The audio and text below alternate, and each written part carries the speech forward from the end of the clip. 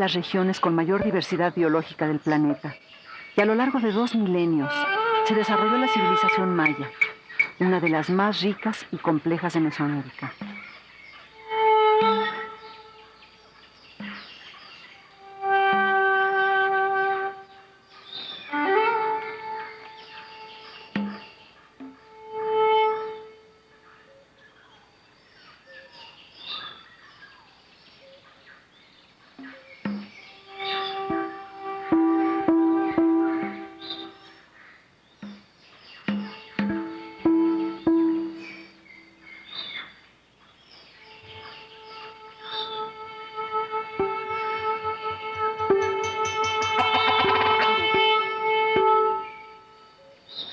Su universo estaba regido por las deidades a quienes relacionaban con los antepasados, los cuerpos celestes, las fuerzas de la naturaleza y los seres terrenales.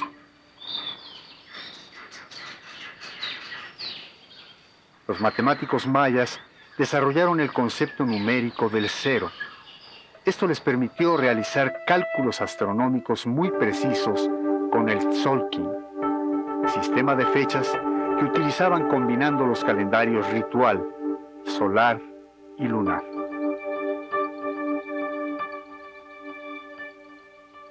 Además, los mayas crearon el único sistema de escritura en Mesoamérica que representaba una lengua.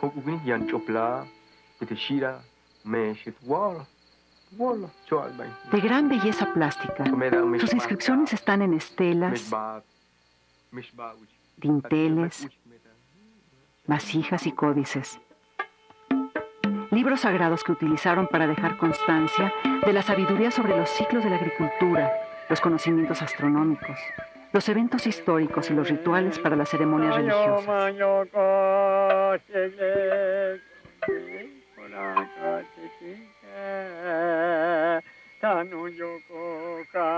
Después de un periodo de gran apogeo cultural que duró 700 años, la civilización maya comenzó a declinar. Las ciudades y centros ceremoniales fueron abandonados. Los códices que llegaron a Europa durante el periodo colonial, así como los glifos labrados en la piedra de los palacios, permanecieron como un enigma durante casi un milenio.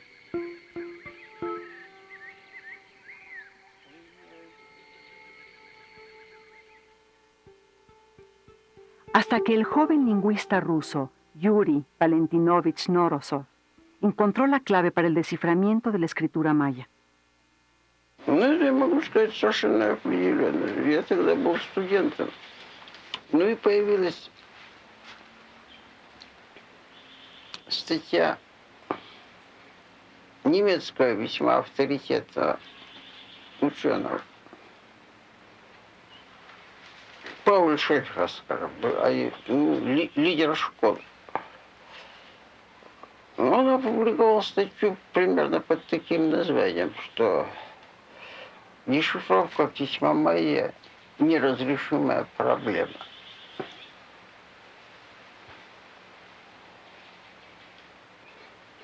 Ну, я решил, что надо как-то возразить, тем более, что как так неразрешимая проблема.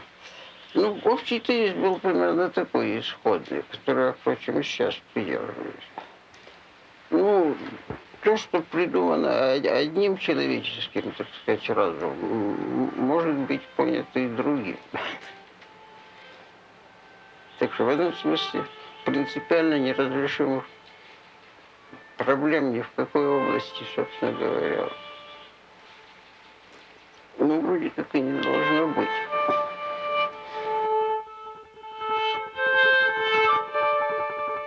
En los años posteriores a la Segunda Guerra Mundial, Norosov trabajó en su gabinete del Instituto Etnográfico en la ciudad de Leningrado, con copias de los códices mayas y de la obra de Fray Diego de Landa, que eran los únicos documentos a su alcance. Norosov, durante el proceso del desciframiento, nunca visitó las ciudades mayas.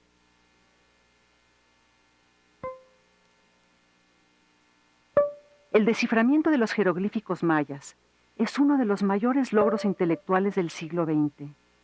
El doctor Norosov encontró la clave, pero antes muchos lo habían intentado. La historia comienza en el siglo XVI, con la controvertida figura del fraile franciscano Diego de Landa. En la época de la conquista, la mayoría de las grandes ciudades mayas tenían varios siglos abandonadas. Cuando en 1526 los españoles dominaron la península de Yucatán, el territorio estaba habitado por los descendientes de los antiguos mayas, que durante las siguientes décadas se enfrentaron a los españoles.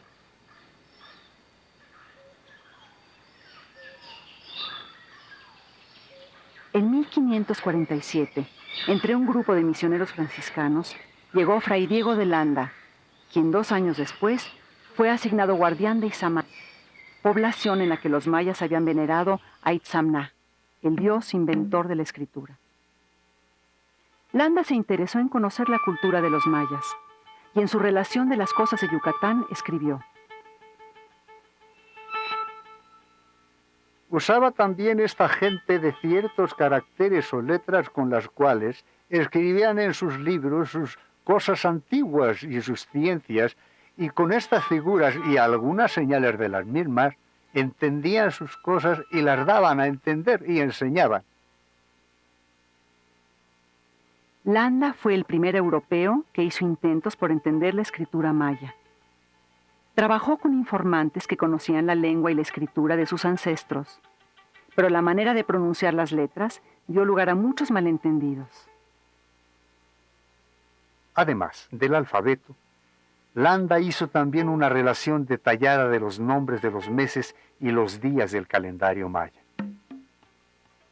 Su interés por la cultura de los indígenas causó sospechas entre sus colegas y Landa, por presión de las autoridades eclesiásticas que consideraban todo lo indígena como superstición y falsedades del demonio, en un auto de fe se vio obligado a quemar una gran cantidad de códices. En la población de Maní, las llamas consumieron prácticamente todos los libros sagrados de los mayas.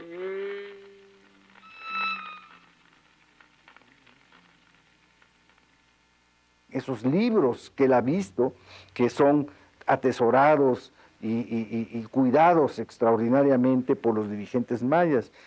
Y él al mismo tiempo se da cuenta de que ahí están ellos transmitiendo todo lo que él quiere que olviden. Y entonces, pues, en un acto que también para él ha de haber sido terrible, pues hace una quema de todos los códices que él pudo encontrar, recoger, y hace esta famosa pira de fuego, que es la quema de los libros en Maní, donde él está precisamente como obispo, ¿no?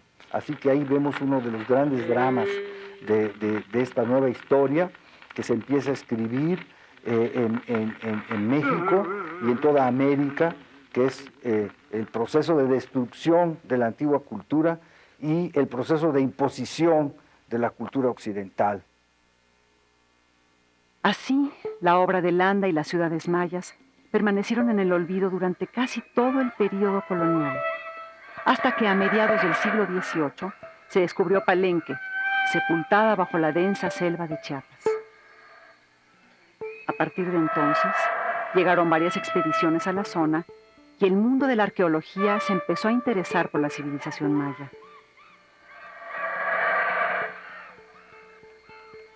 El capitán Antonio del Río realizó una expedición a Palenque y redactó el primer informe sobre las ruinas de la ciudad, que se publicaría hasta 1822. Al mismo tiempo, en distintas bibliotecas europeas aparecían 3 de los 4 códices que habían sobrevivido a la quemazón de Maní.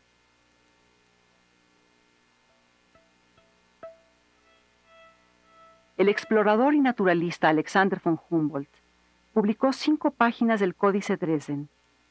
Era la primera vez que un texto jeroglífico maya salía a la luz.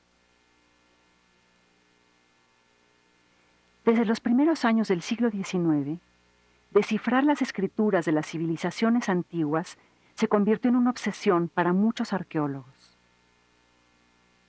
Un caso memorable fue el desciframiento de la escritura jeroglífica egipcia en el monolito conocido como la piedra Rosetta. Cuando el lingüista francés Jean-François Champollion pudo ver una copia de la piedra Rosetta, se dio cuenta que contenía el mismo texto grabado en jeroglíficos egipcios en caracteres demóticos y griegos. Gracias a sus conocimientos del griego antiguo, identificó el nombre de Ptolomeo. Después, comparó los signos con los que estaba escrito el nombre de Cleopatra en el obelisco egipcio Philae.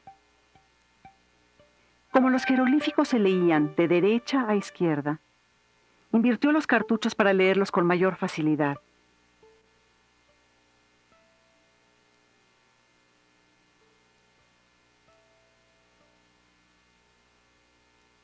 Luego, identificó el nombre de Ptolomeo en el texto jeroglífico. De esta manera, Champollion fue encontrando las equivalencias entre los signos de las tres escrituras. De ahí concluyó que no se trataba de un código con escarabajos y pájaros, sino de una escritura en gran parte fonética. Logró así el desciframiento de los jeroglíficos egipcios, cuyo significado había permanecido en el misterio desde el año 200 antes de nuestra era. El logro de Champollion inspiraría a otros investigadores como Samuel Rafinesque, quien al ver los dibujos del informe de Del Río sobre Palenque y comparándolos con las páginas del Códice Dresden, publicado por Humboldt, se dio cuenta de que formaban parte de la misma escritura. Le escribió a Champollion para comunicarle sus conclusiones. Además, Rafinesque fue el primero en entender el valor de los signos para la numeración maya. El explorador John Lloyd Stephens llegó a México en compañía del artista Frederick Catherwood. Stephens hizo minuciosas observaciones sobre las visitas que hicieron a las zonas arqueológicas, mientras Catherwood realizó una impresionante serie de dibujos de los edificios de Chichén Itzá, Uxmal, Tulum, Copán, Labná y Palenque. En esa época, los arqueólogos mayistas trabajaban para entender el significado de los glifos que encontraban en las estelas y palacios.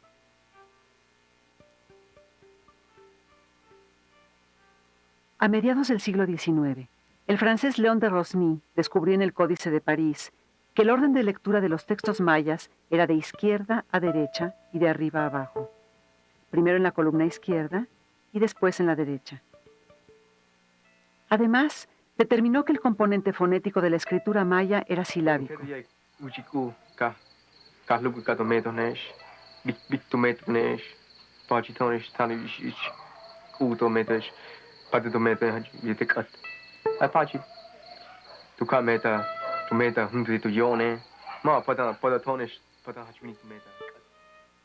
El abad francés Charles-Étienne Brasseur de Bourbourg, quien fungía como párroco del pueblo de Rabinal en Guatemala, localizó una copia del manuscrito de La relación de las cosas de Yucatán y lo editó.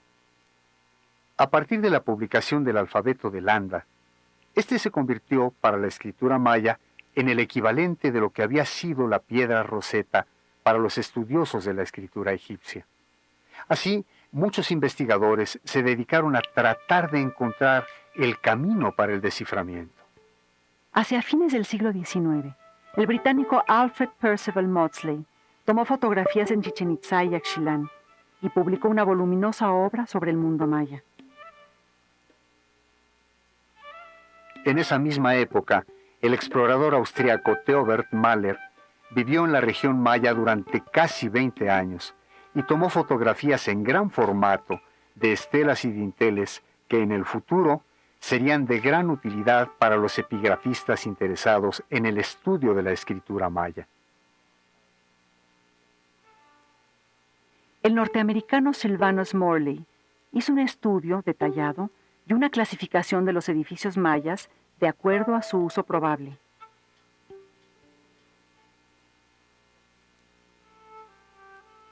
Además, se especializó en el cómputo de las fechas y la numerología maya.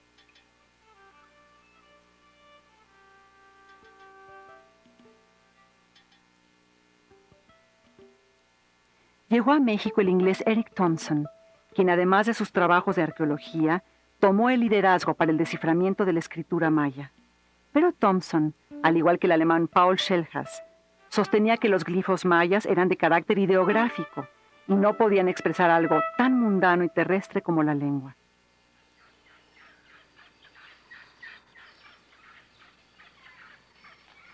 El arqueólogo Alberto Ruz Lullier inició su programa de excavación intensiva en Palenque, que 3 años después lo llevaría a descubrir el sarcófago del Templo de las Inscripciones. Pero a pesar de todos los descubrimientos, hasta entonces los epigrafistas y arqueólogos dedicados a estudiar la cultura maya no habían logrado descifrar los glifos. Mientras tanto, y a miles de kilómetros de distancia, Yuri Norosov trabajaba para encontrar la clave que le permitiera descifrar la escritura maya.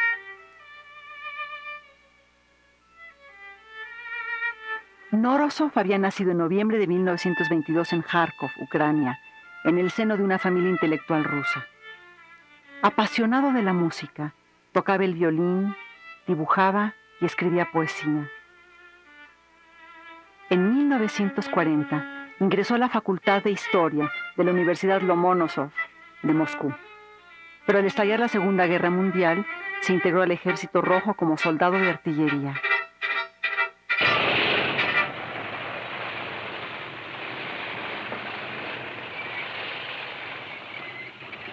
En mayo de 1945, cuando su unidad llegó a la ciudad de Berlín, Norosov, en medio del caos, rescató 2 libros que cambiarían prácticamente el curso de su vida.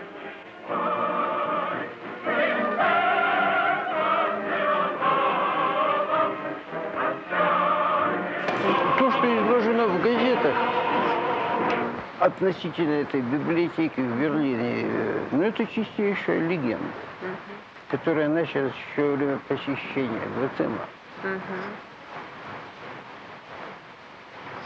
Никакой такой горящей библиотеки я не видел.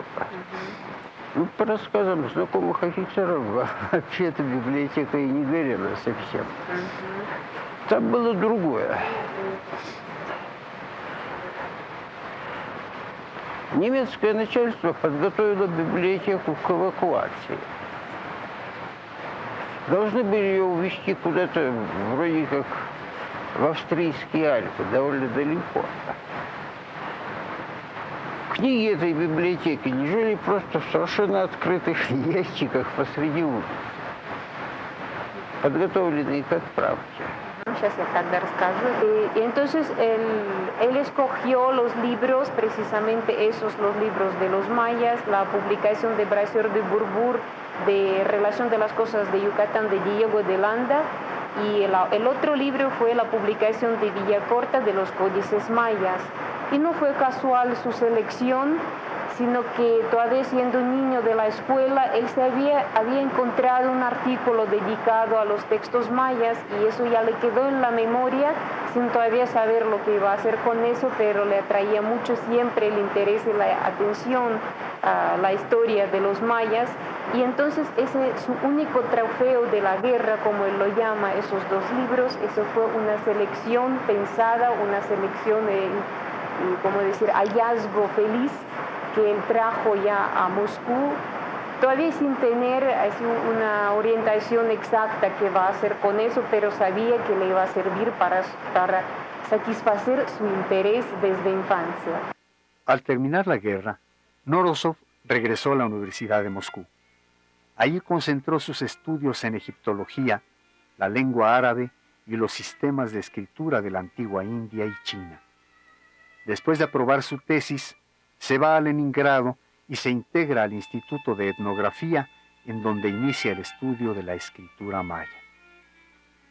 Muchos pensaban que Norosov era demasiado joven e imprudente para una tarea tan difícil. Pero su maestro, Tokarev, lo animó diciendo: la juventud es la época para emprender los grandes retos. Я только добавлю, что мое это прямое начальство. То есть, руководитель кафедры, да и директор. Они сразу всячески поддержали эту идею, что надо попытаться дешифровать. Ну, когда меня спросили, я сказал, что, безусловно, дешифровать можно, только дело долго. Насчет методов они сказали так, то есть начальство, что работайте какими угодно методами, нам все равно, лишь бы получить результат. Y el único que dijo el doctor, bueno, siendo todavía estudiante, que lo voy a hacer, pero que es trabajo así muy, que agarra mucho tiempo y muchos esfuerzos.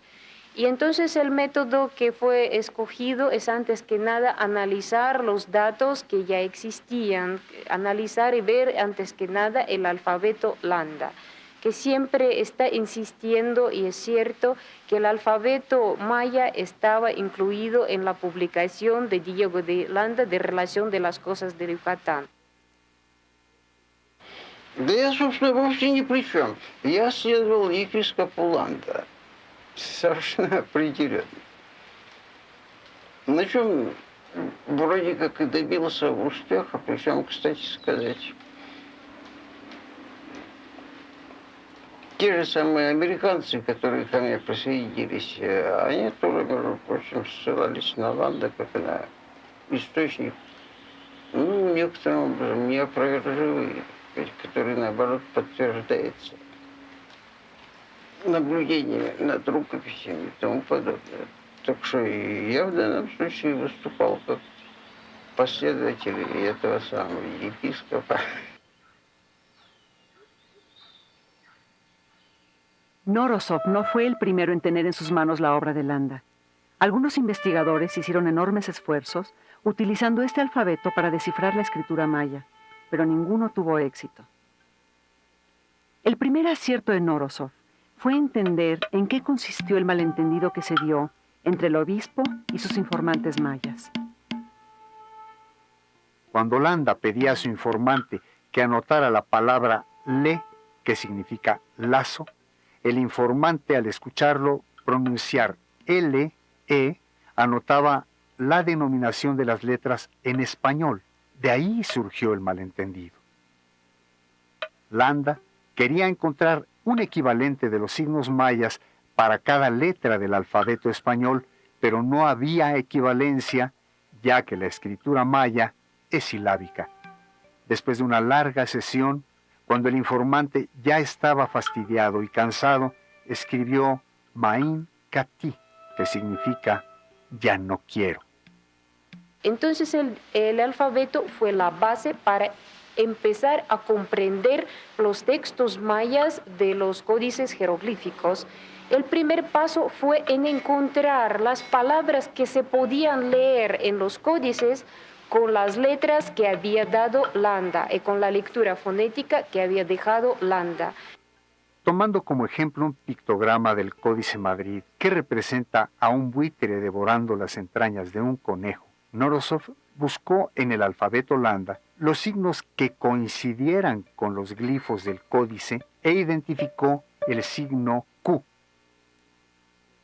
Después tomó el signo Chi del glifo Chi-Kin, que significa oeste, que ya había sido identificado por Rosny. Lo encontró también en el códice. Así, resultó que los grafemas representaban las sílabas Q-Chi, pero como en el maya la vocal final no se pronuncia, la palabra queda Kuch, que significa buitre. Otro ejemplo proviene del Códice Dresden. Es la representación de la diosa de la luna llevando una carga. De nuevo Norosov buscó en el alfabeto Landa y encontró el signo Q representado en el códice. Sabiendo que en maya carga se dice Kuch, el signo de abajo podría ser Chu. El resultado es Kuch, porque la vocal final tampoco en este caso se pronuncia. Para probar si efectivamente Chu podía funcionar en otro texto, Norosov buscó el ejemplo de la representación en un dios cautivo. La palabra maya para cautivo es chu-ka. Así que primero identificó el signo chu en el nuevo texto. Buscó la sílaba ka en el alfabeto landa y la identificó en el texto.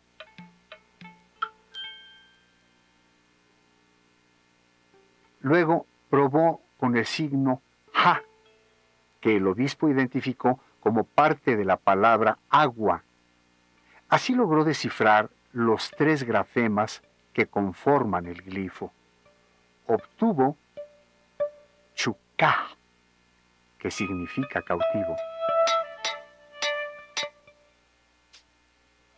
Habiendo encontrado que la lectura maya si está compuesta de 355 signos en los códices, ya estaba claro que esta cantidad de signos correspondía a la escritura puramente fonética, morfémico-silábica, porque todo tipo de escritura tiene su determinada cantidad de signos dentro de ella, así como por ejemplo la nuestra, la que es alfabética, no puede tener más de 40 signos, es imposible. Al igual la escritura que tiene alrededor de 350 signos no puede ser otra cosa que escritura morfémico-silábica fonética.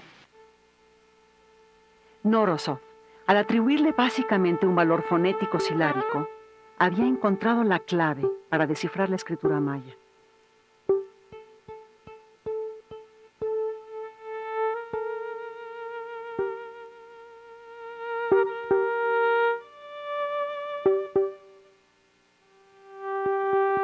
Por haber logrado un desciframiento igual o más complejo que el de los jeroglíficos egipcios, Norosov se encuentra en el mismo rango histórico que Jean-François Champollion.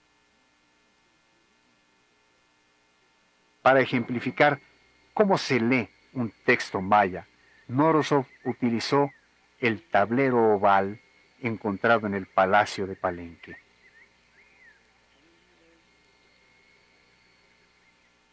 В окрестностях Поленки мы имеем великолепные прорисовки, вот справа и слева, это самые старые. Ну, получается так, чем старше, тем лучше. Primero se hace un dibujo para que los signos se vean con claridad. Los glifos mayas pueden estar compuestos por uno o varios grafemas, que es la unidad mínima de la escritura de una lengua. Pueden ser monogramas, digramas, trigramas, tetragramas o pentagramas. La lectura que hizo Norosov del tablero oval es la siguiente. Se asentó la alta gobernadora blanca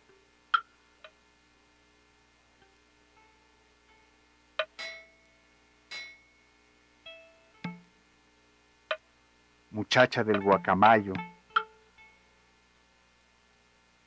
atrás desaparecido o difunto para los mayas.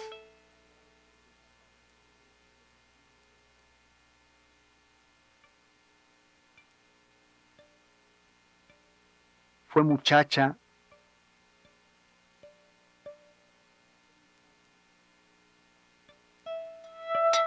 de la celeste fratría o familia de Guacamaya,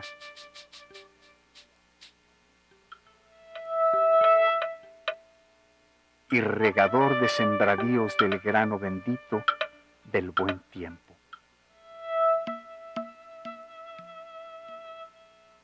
Podemos leer casi toda la escritura maya en los monumentos, en las estelas, en los edificios, en los libros. Y es una historia que va al pasado y que todavía está desarrollando con la gente maya. La gran obra de Knorozov es de abrir para nosotros toda esta historia. Norosov publicó sus primeros artículos sobre el desciframiento de la escritura maya en 1952 y desató una de las más grandes polémicas que se han dado entre los estudiosos de los mayas. Y Eric Thompson y todos sus colegas y una gran tradición mesoamericana no aceptó que la escritura maya era una escritura compuesta de signos y sonidos. Ellos dijeron que solamente era de signos y nunca le dieron importancia a la parte fonética. Entonces, cuando aparece la tesis de Norosov a principios de los años 50, pues Thompson se va, arremete violentamente en contra de ella.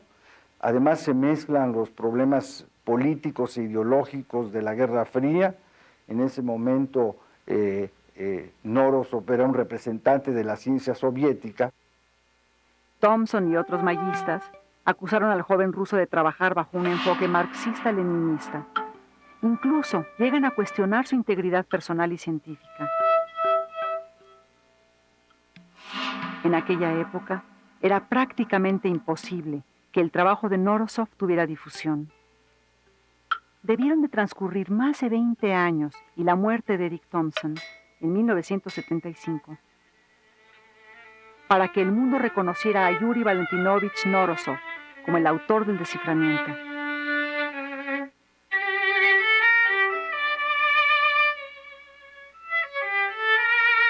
Según el doctor Norosov, la explicación de por qué los investigadores que habían intentado el desciframiento antes que él y no lo habían logrado era muy simple.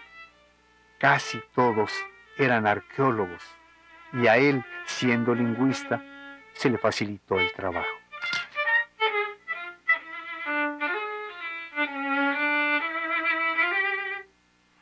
Vivir en la Unión Soviética en los años 50 y trabajar sobre un tema que no tenía nada que ver con la política socialista y las reglas intelectuales del régimen fue un reto.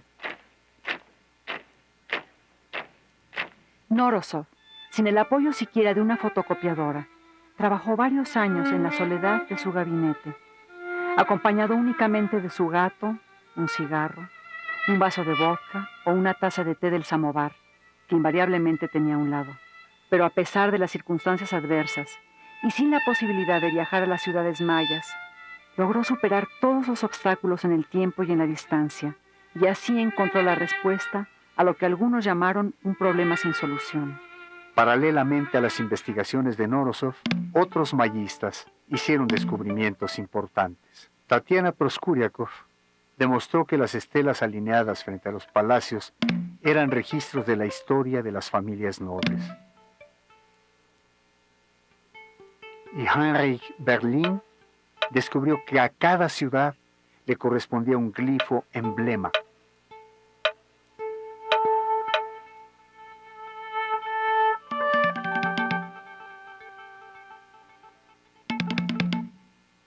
Paradójicamente, después de la caída del muro de Berlín, la ciudad donde Norosov encontró el manuscrito de Landa, y con la apertura de los países socialistas gracias a la perestroika de Gorbachov, en 1990, Norosov pudo viajar y visitar por primera vez los sitios arqueológicos mayas, 38 años después del desciframiento.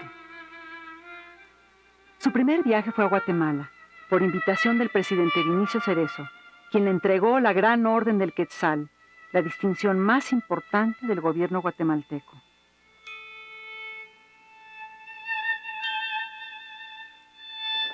En 1992, Michael Coe, distinguido mayista de la Universidad de Yale, publica su libro, El desciframiento de la escritura maya, en el que admite el acierto de Norosov y la equivocación de Thompson respecto a la escritura maya. Thompson nunca aceptó lo que yo dije a él sobre el éxito de Norosov. Nunca, nunca, nunca. Yo tengo una correspondencia grande con Thompson, muy interesante en esos días. Él me dijo que a mí personalmente, he said, usted va a sobrevivir hasta el año 2000. Y en el año 2000, en el año nuevo, usted debe de ver quién tiene la razón, yo o ese maldito ruso. Y entonces, casi estamos al año 2000 y estoy cierto que Thompson era completamente equivocado. y al fin hemos ganado la lucha y él, Knorozov, ha ganado la lucha. Todos ahora somos knorozovistas realmente. En 1994, el gobierno mexicano le otorga a Knorozov en la Embajada de México en Moscú la Orden del Águila Azteca, la más alta presea nacional para un extranjero. Pero a pesar de haber recibido tan altas distinciones, muchos de sus descubrimientos y escritos aún no habían sido difundidos ni traducidos al español.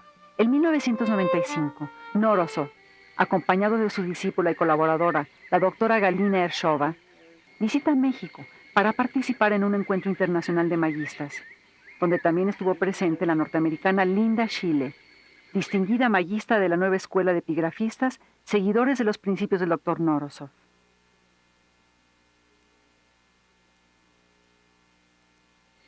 Durante su estancia, Knorozov visita la zona arqueológica de Cacaxtla.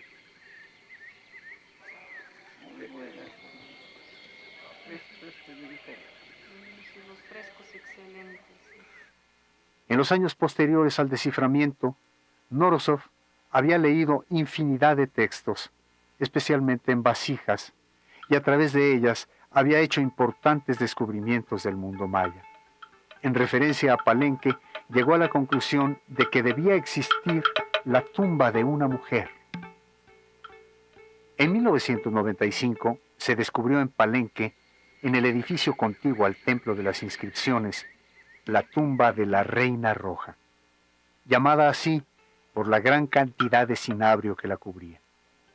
Se trata de una mujer de entre 35 y 40 años de edad, sepultada en un sarcófago con una rica ofrenda. Las investigaciones han llevado a suponer que pertenecía al linaje de Pacal.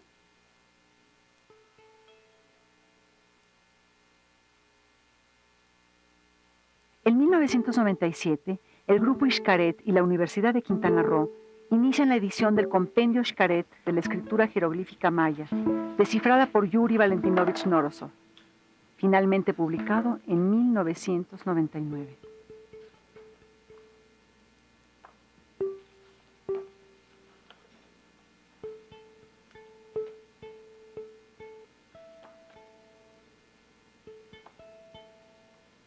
En su último viaje a México, en 1997, Knorozov visita varios sitios arqueológicos mayas de la península de Yucatán.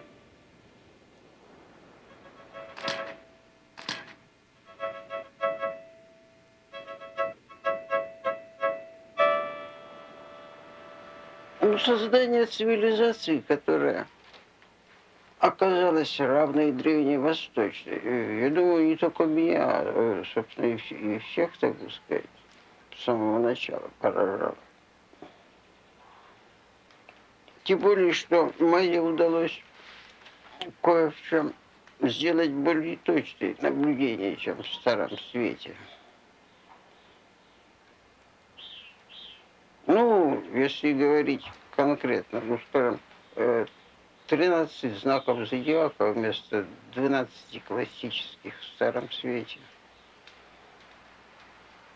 Причем мои оказались правы, что действительно все-таки 13 есть.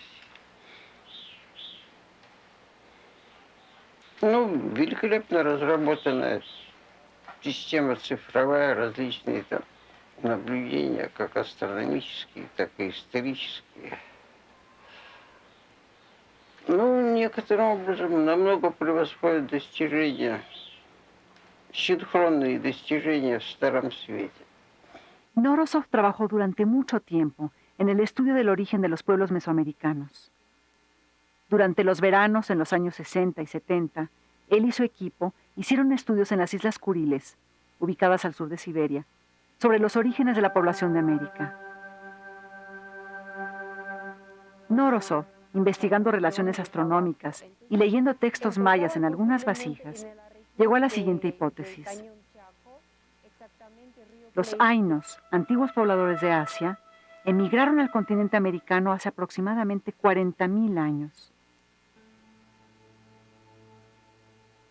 Esto coincide con la época de las grandes glaciaciones, cuando el nivel del mar bajó unos 80 metros y el extremo oriental de Asia quedó unido a Alaska por un corredor seco de 90 kilómetros. Este fenómeno hizo posible la migración de manadas de caribús, venados y de los grupos de cazadores que las perseguían. Las tribus nómadas caminaron hacia el sur, pero al comenzar los deshielos de los glaciares, se encontraron limitados en sus movimientos. Entonces, siguieron por la parte elevada de las montañas, evadiendo los grandes cañones y ríos torrenciales. Esta ruta los llevó a establecerse en una meseta elevada y protegida que además les brindó el albergue en cuevas. En sitios así pudieron conservar el fuego encendido, estar protegidos del frío y de los animales salvajes. Algunas tribus bajaron hacia el sur por el Río Grande y siguieron su curso hasta la desembocadura en el Golfo de México.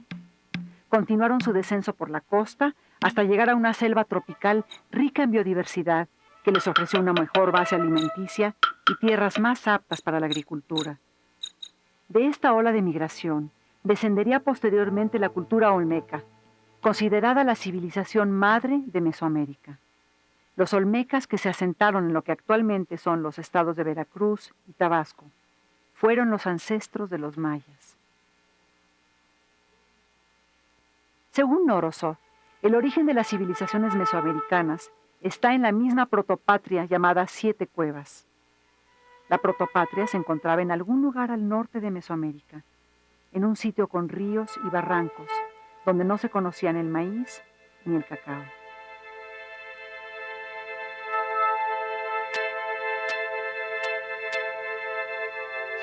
Recordemos que en alguna de las representaciones de las 7 cuevas vemos que son 7 matrices, es decir, son 7 lugares que van a parir pueblos, ¿no? O sea que por ahí podríamos pensar en ese aspecto simbólico. Recordemos también que esta forma de cueva, las 7 cuevas, que la cueva en el mundo prehispánico tiene una, digamos, una dualidad en cuanto a su concepción. Es un lugar por donde se puede entrar al inframundo, es decir, tiene una connotación de muerte. Por otro lado, es una matriz que puede parir hombres, pueblos, etc. O sea, tiene una connotación de vida. Y sabemos cómo vida y muerte es la dualidad por excelencia del mundo prehispánico.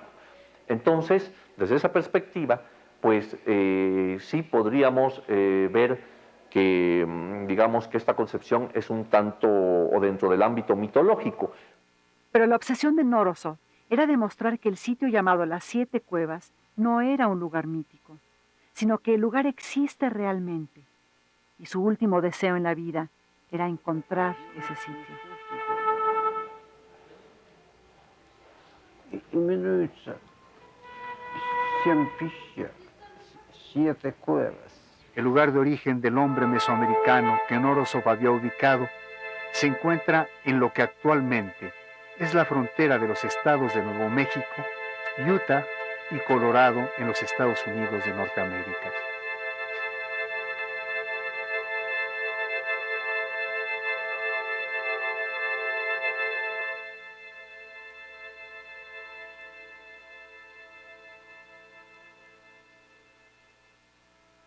Y así fue como emprendimos una expedición en busca del sitio probable de las 7 cuevas. Esta fue la primera y única vez que Norosov visitó los Estados Unidos.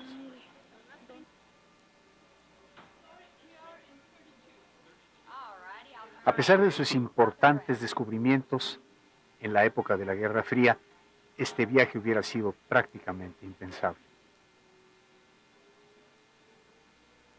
Llegamos a Nuevo México y nuestra primera parada fue en el Río Grande, que de alguna manera fue el paso para las migraciones hacia el sur.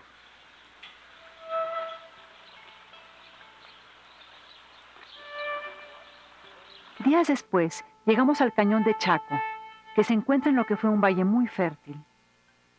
Aquí quedan vestigios de construcciones de la cultura Anasazi, que se asentó en este lugar entre los siglos IX y XII. Pero seguramente este valle fue poblado milenios antes de nuestra era.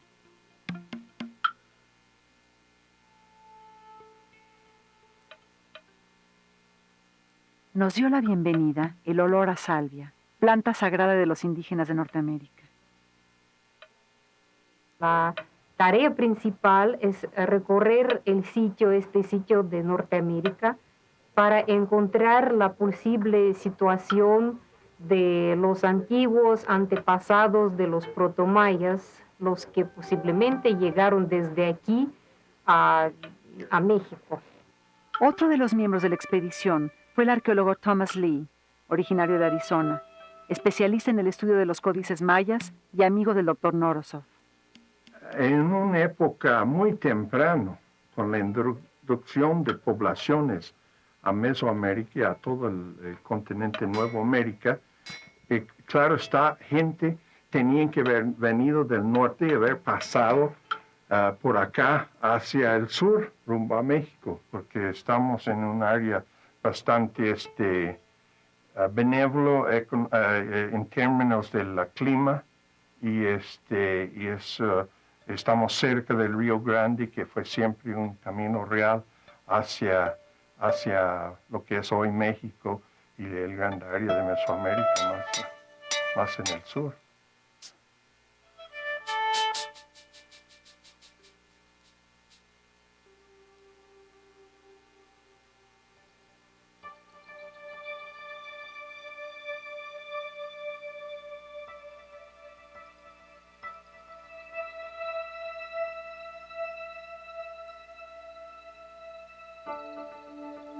La expedición cruzó los imponentes paisajes de Nuevo México rumbo a las montañas rocallosas en el estado de Colorado y por fin llegamos al Parque Nacional de Mesa Verde.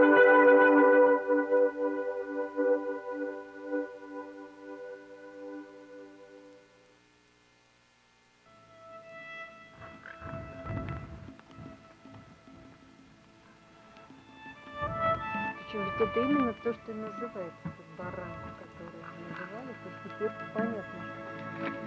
Его дворцом называли. Его дворцом и называли. Это вообще самое главное, да, это самое здание, самое большое, которое дворцом начинается, как говорится. Потрясающе.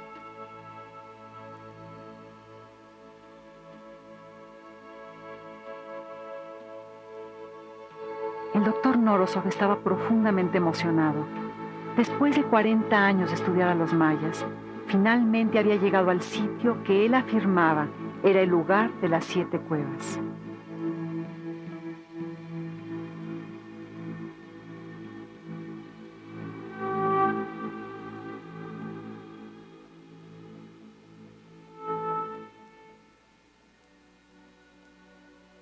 Viendo el cañón de Mesa Verde y los sitios, el doctor había comentado precisamente que el sitio es excelente para la población de una tribu. La estructura del cañón, digamos que sí prevé 7 barrancos con los inicios de 7 ríos, entonces eso ya da como unas perspectivas muy alucinantes para desarrollar el tema, aunque siempre hay que tener un poco de cuidado de agarrar las cosas que están en la superficie, aunque al mismo tiempo también tenemos que decir que no se habla de las cosas en superficie, porque este sitio sí fue buscado, pensado en el transcurso de decenas de años y fue escogido especialmente porque por otras características sí el doctor pensaba que ahí podía encontrarse esa la protopatria o la historia antigua de los tribus que llegaron definitivamente a poblar Mesoamérica o trajeron su herencia cultural. Pero este tiene que ser antes, al mínimo, antes del desarrollo de la cultura olmeca, o sea, 1200 años antes de Cristo. Entonces, lo que sí no tenemos, digamos, en el 500 o 1000 años anteriores, de evidencia de ocupaciones en Mesa Verde. Primeros pobladores de Mesoamérica y de donde provenían, pues, las tradiciones de ser cazadores de venado y otros animales, y es el inicio de civilización en Mesoamérica. Pero tendríamos que hacer más excavaciones en las cuevas y tratar de hacer una a un estudio más concienzuda para poder sostener como una hipótesis. Como hipótesis, pues está válida, ¿no? La gran aportación de Nourozov a la cultura universal fue el desciframiento de la escritura maya. Es sin duda una aportación que podríamos calificar de la más importante del siglo en el área de los estudios mayas y en los estudios del pasado mesoamericano. En junio de 1998, Galina Ershova funda en Moscú, con apoyo de la Embajada de México, el Centro de Estudios Mesoamericanos Yuri Nourozov.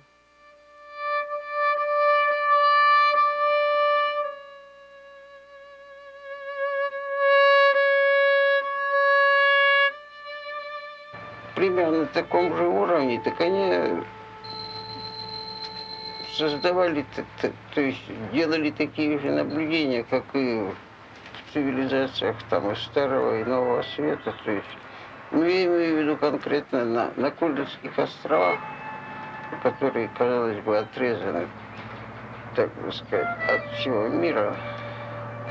Так там наткнулись на то же самое. Они вели наблюдение за Луной, за Солнцем и прочее, причем вообще не хуже, чем в Старом и Новом Свете.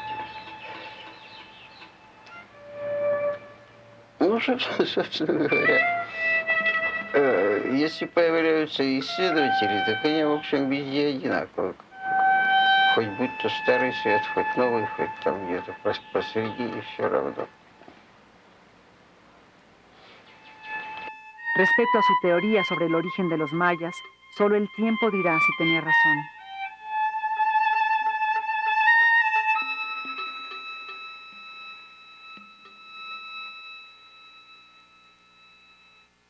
Yuri Valentinovich Nourozov murió el 30 de marzo de 1999, a la edad de 76 años. Pasó sus últimos días en un hospital en San Petersburgo, donde no fue atendido debidamente. Había sufrido un derrame cerebral que se complicó con neumonía, porque permaneció varios días sobre una camilla en un pasillo helado. El hombre que dedicó la mayor parte de su vida a descifrar la escritura de una cultura tan lejana a los rusos como la de los mayas, agonizaba sin que el mundo se diera cuenta.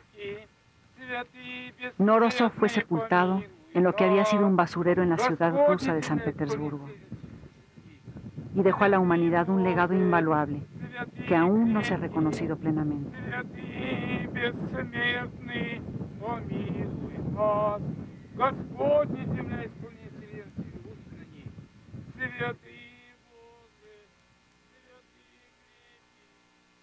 Es decir, que Knorozov era no solamente para mí un genio, pero uno de los seres humanos para mí más simpáticos que he encontrado en mi vida. Yo todavía tengo la memoria del doctor Knorozov en mi corazón. Yo me voy a la sepultura todavía pensando del doctor Knorozov hasta el nuevo siglo. Estoy cierto que él, la memoria de él va a vivir siempre en los corazones de los que aman a los mayas.